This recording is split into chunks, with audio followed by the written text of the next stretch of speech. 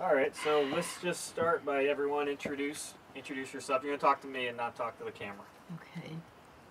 Would you say my real name or what I'm called? Both. Okay. I'm Katherine Burge, better known as Kitty Burge. And I've lived in Dolphin 67 years. I always have lived in Brunswick County. Charlie Hope, Virginia was my home place. Great place. Say your name one more time. Katherine Burge, better known as Kitty Burge. My mother let her sister name me. I was the seventh child out of 10. And my aunt named me for her. Her name was Eula Katherine, but I'm glad it's Katherine. And then she nicknamed me in the same breath, and I've been Kitty all these years. But my grandson will not introduce me as that. He said, that is not dignified enough for an old white-haired lady. He says Katherine. All right, Wayne. My name is Wayne Gilly. I've been living in Dolphin all but 12 years for 77 years. I was born here at the end of Rocky Knoll Road. I moved away to Lawrenceville when I got married and stayed 7 years, and we've been back ever since. Okay. Sluice. My name is Dorothy. I've lived within a radius of 2 miles of where I'm living now. I was born in the house up here on top of the hill. That was in 1928. Can y'all tell me what it was like, the town was like of Dolphin when you were kids? It was a farming community, mostly. We had a grocery store and didn't have a dry goods store. Had a grocery store and a farm store. A post office. And a post office, and that's about all we had at the time when we were young. Was it tough back then, growing up in Dolphin? Yes. Tell me about how life was difficult. Well, if you got a pair of shoes a year, you were very fortunate, because the economy then is about like it is in Dolphin now. You don't make a lot of money around here. That's the reason everybody always leaves and goes to the city or other communities that have more interest. We don't have any industry here anymore.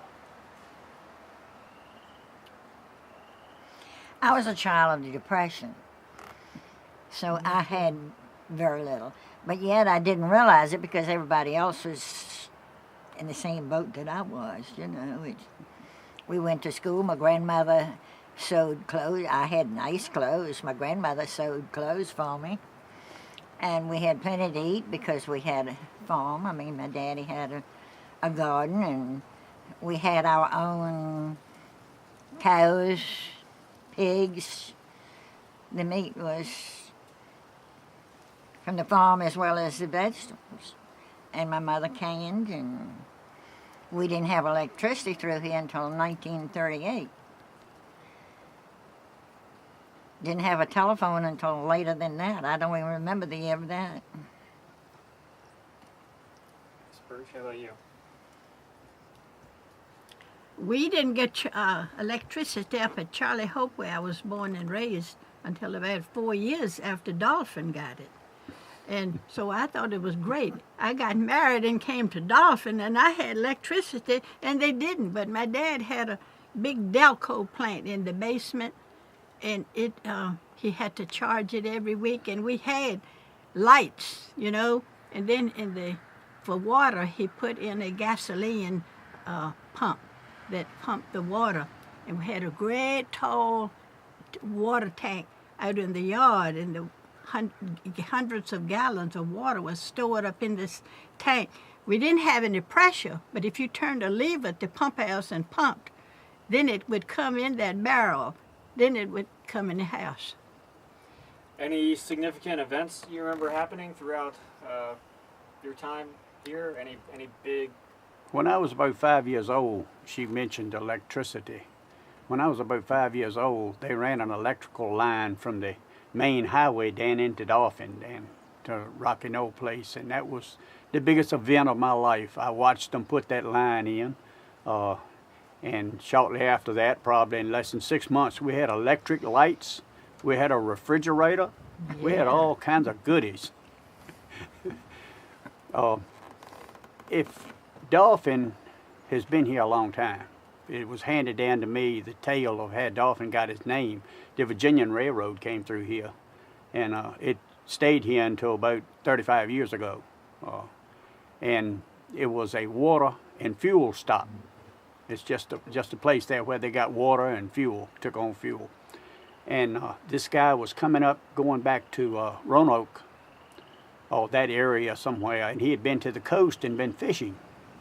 And he had a box full of fish, and it had ice on them. And he asked someone, said, "What's the name of this little whistle stop?" And somebody told him, said, "We don't have a name, we're just a community."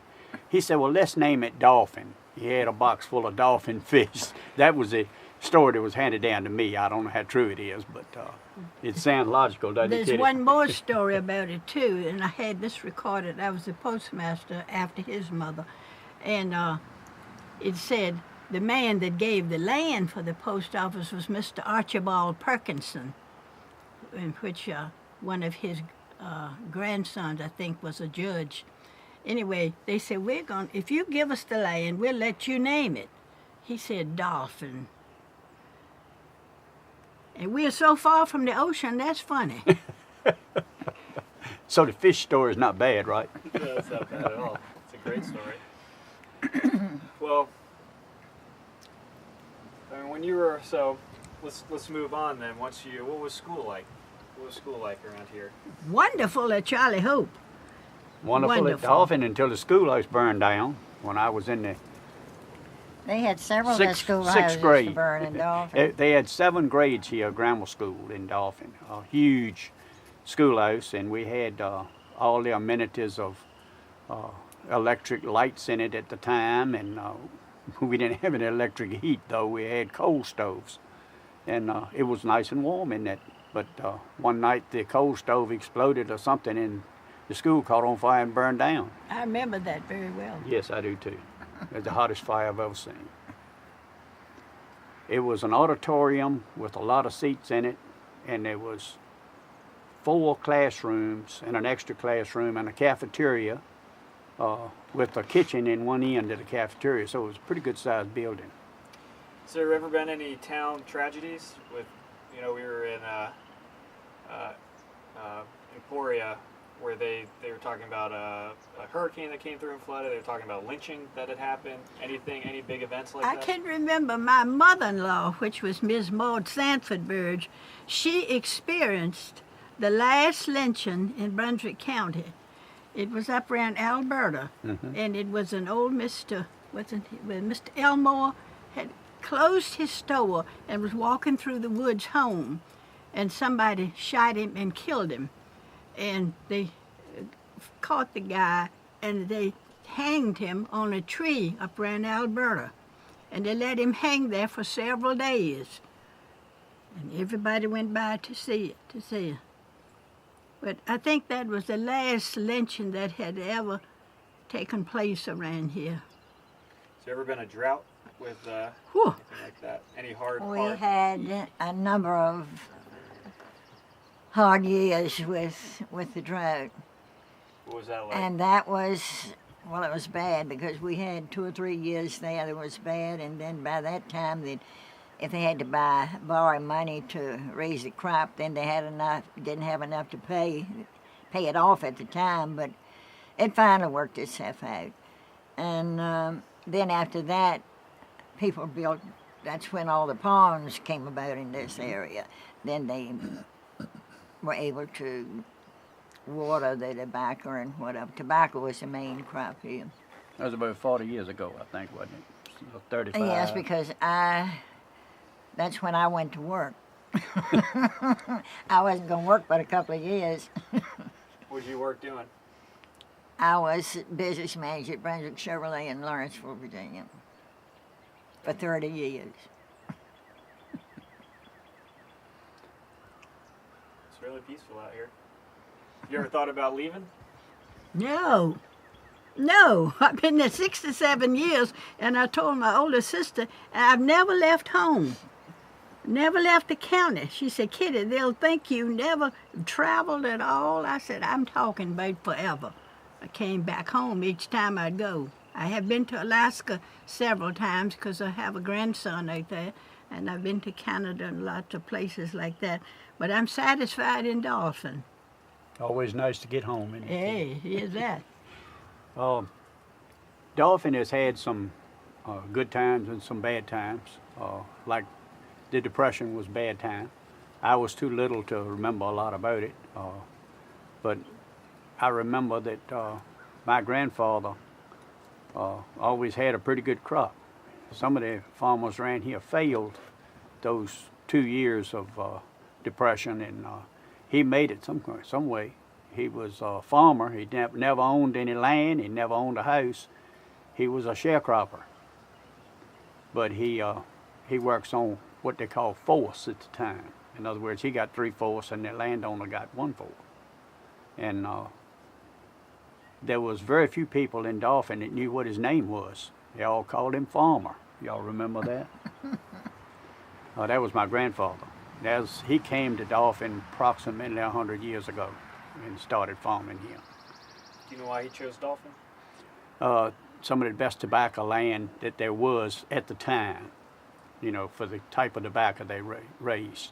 He raised tobacco at the time that some people were getting 85 cents a pound was a big price. He was getting $3 for wrappers. That was unheard of almost around here. Few people graded out wrappers. I guess y'all did when you farmed, but he had a lot. He used to take a wagon and 2 mules and haul his tobacco to Danville to the market because that was his market. It was a 3-day trip, going and coming, and sometimes 4 if he got real tired. So a lot of the young boys and girls help out on the farms, or what did you? Is it? They had to. All of us did. I worked on my uncle's farm in his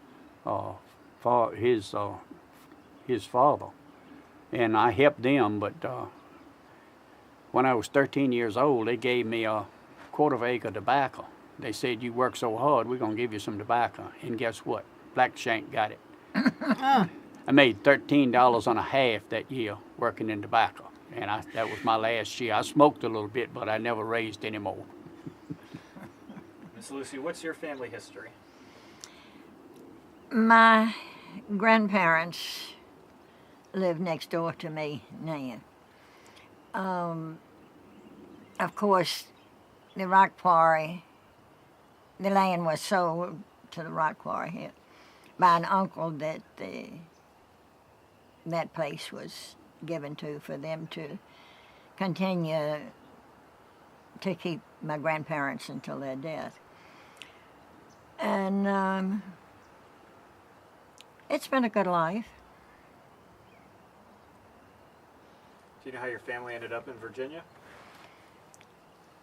It's an open question, too. They came from Scotland, and I have all that information too, but I don't remember the dates, probably back in the 1600s or whatever. So it's pretty early on then.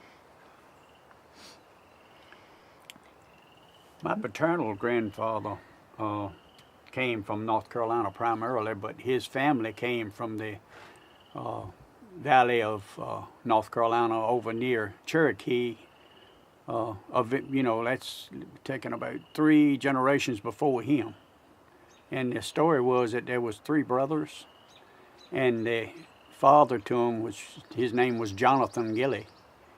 And he told them, he said, "Sons, we can't make it here on this rocky land." So one of them went to Louisiana, one came to North Carolina, one went to Maine and started a tool company, which I understand later was the forerunner of cobalt tools.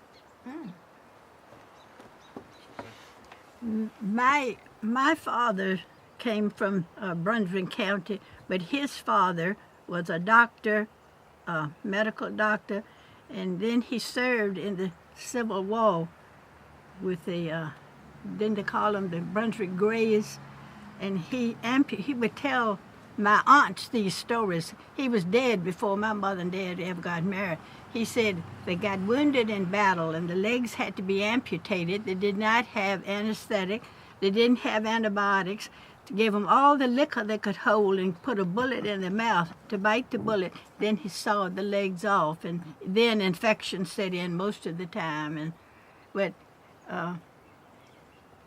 it was really sad about how the Civil War was and then how it turned out. It was so sad. Is there a lot of Southern heritage in this town? I would guess in this little town of Dolphin, I don't see too many. We travel around a lot. We see a lot of rebel flags, and not so much as that around here.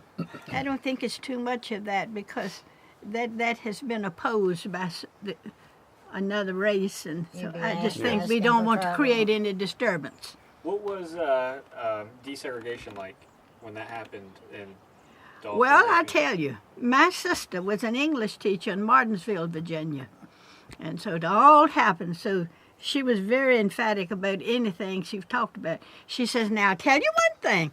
I'll go along with it fine. I'm going to treat everybody just the same. We're going to get on fine. She said, but I'll tell you one thing. I am not going to put up with any reverse to this of the black people imposing on the white people. I'm not going to put up with any of that, she said. She said, I never had a minute's trouble with any of them. And she was an old maid school teacher and taught 42 years. Taught me too. She came back to Brunswick County to teach, and I was a senior the year she taught.